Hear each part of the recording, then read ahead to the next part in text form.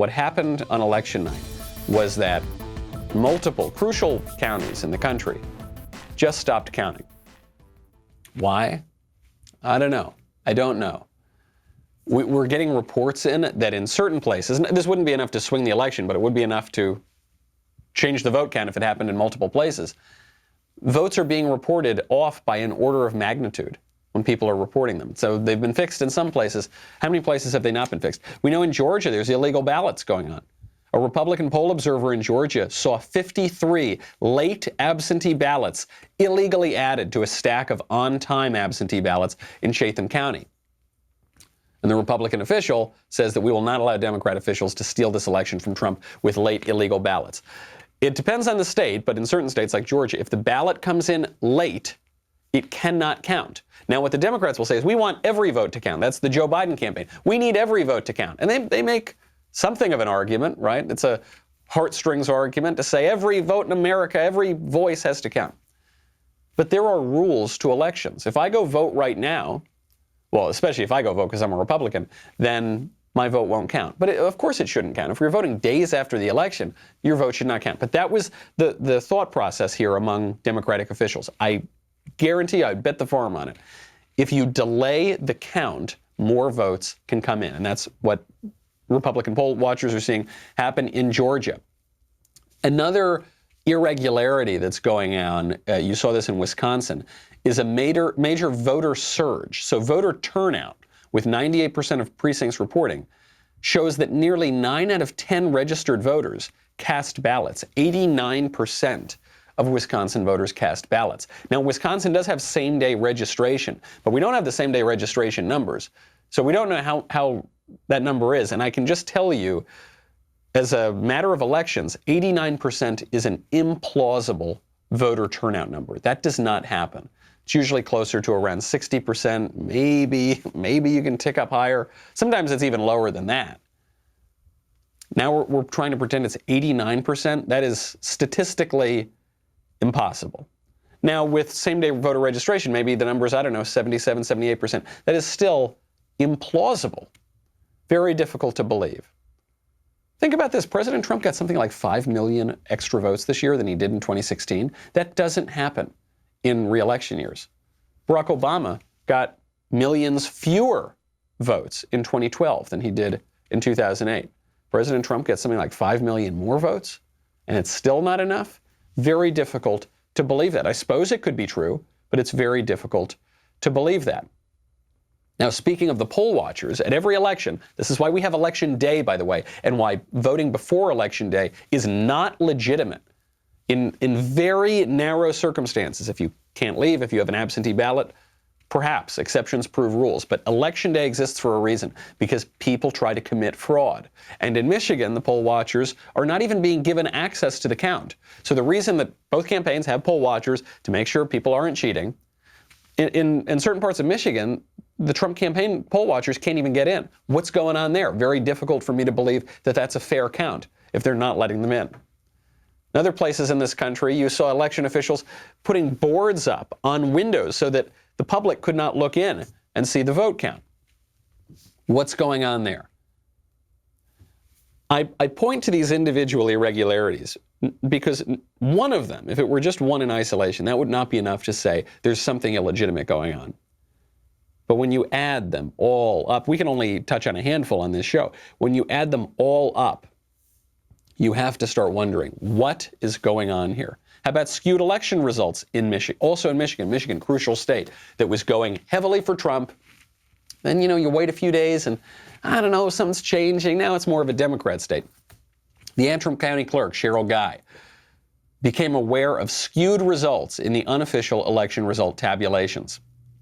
So early morning, this is yesterday, early morning unofficial results showed single-digit returns in the presidential race for Donald Trump in townships including Chestonia, Echo, Helena, and Torch Lake, with 65 to 80% reporting. So you're telling me there's going to be 6 or 7 votes in those townships for Donald Trump? I don't believe that. Antrim County is a Republican stronghold. It has been for a very long time. But then in certain precincts there, Joe Biden and other Democratic candidates had many, many, many more votes than normal. This is according to a former Michigan state lawmaker. quote, "It just looked weird. 2/3 of the townships looked really messed up." Now, you don't need to take my word for it. This isn't just some conservative observer, a conservative activist, a conservative politician even. This is the county clerk. County clerk saying something's really wrong here. Something stinks. We know plenty stinks in Pennsylvania. Something seems to stink in Michigan too. But speaking of Pennsylvania, consider this. This is from 538, by the way. This is Nate Silver's outfit, which I don't remember. I think the last time they predicted an election correctly was 2008 with Barack Obama. That's the whole reason 538 started.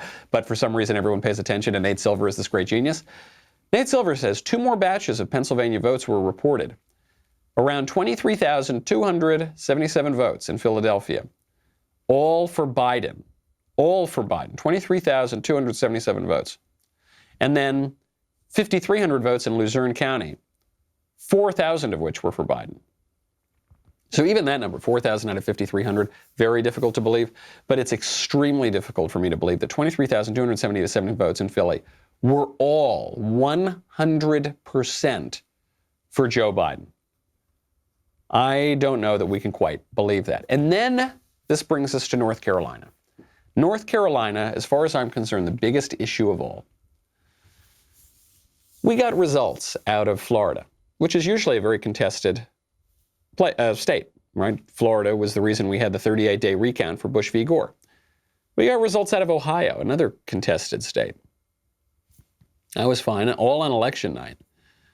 We've gotten results now out of West Coast states, states in the middle of the country, all on election night or shortly thereafter.